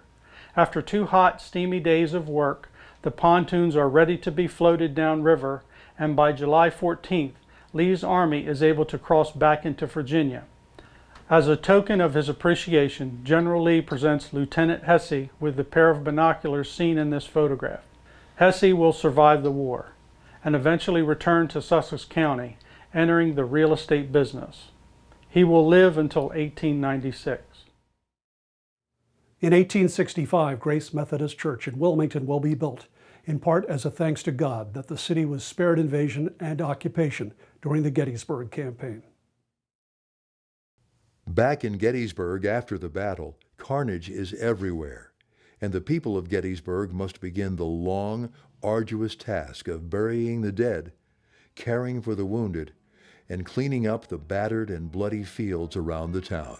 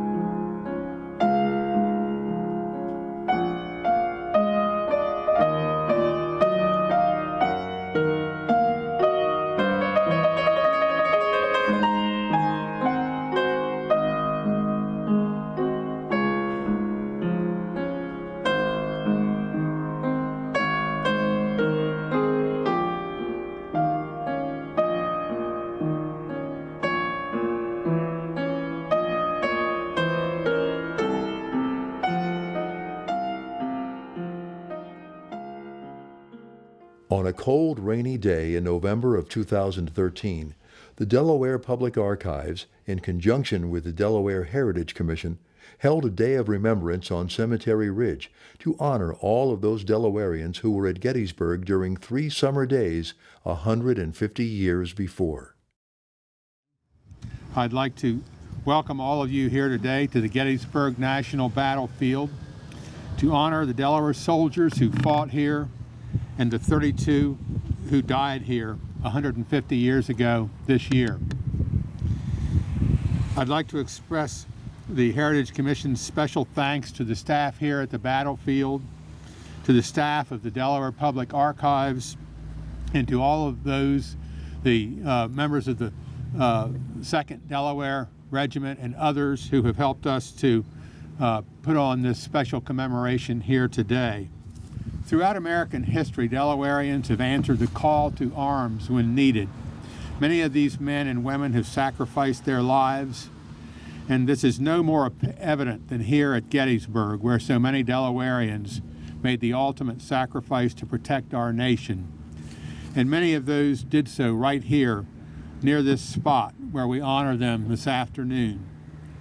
I would also like to point out that of the 18 Delawareans who have been awarded the Medal of Honor in the 150 years since that decoration was instituted, 9 received it for heroic action during the Civil War. And of those 9, 3 performed the acts for which they were awarded the medal at the Battle of Gettysburg, near this spot. All 3 were members of the 1st Delaware Infantry Regiment. They were Kent County native Captain James Park Postals, who lived in later years in Wilmington, Private John B. Mayberry of Smyrna, and Private Bernard McCarran of Wilmington. We remember these heroes and all our fellow Delawareans who fought and died here in this place so many years ago. In a personal note, as a descendant of men who fought on both sides during the Civil War, I want to take a moment as well to honor the memory of those Delawareans, of whom there were a good number, who fought and died for the Confederacy, some of them here at this battlefield. We can certainly honor their courage without espousing their cause. As chair of a commission that seeks to preserve all of Delaware's heritage, I feel it only right that we do so. A few days shy of 150 years ago, President Lincoln came here to dedicate the National Soldier Cemetery. Now, we all know his brief remarks he was afraid would not even be remembered. We know them as the Gettysburg Address, probably one of the greatest speeches, not only in U.S. history, but quite possibly in all history. He said, "We cannot dedicate, we cannot consecrate, we cannot hallow this ground. The brave men living and dead who struggled here have consecrated it far above our poor power to add or detract.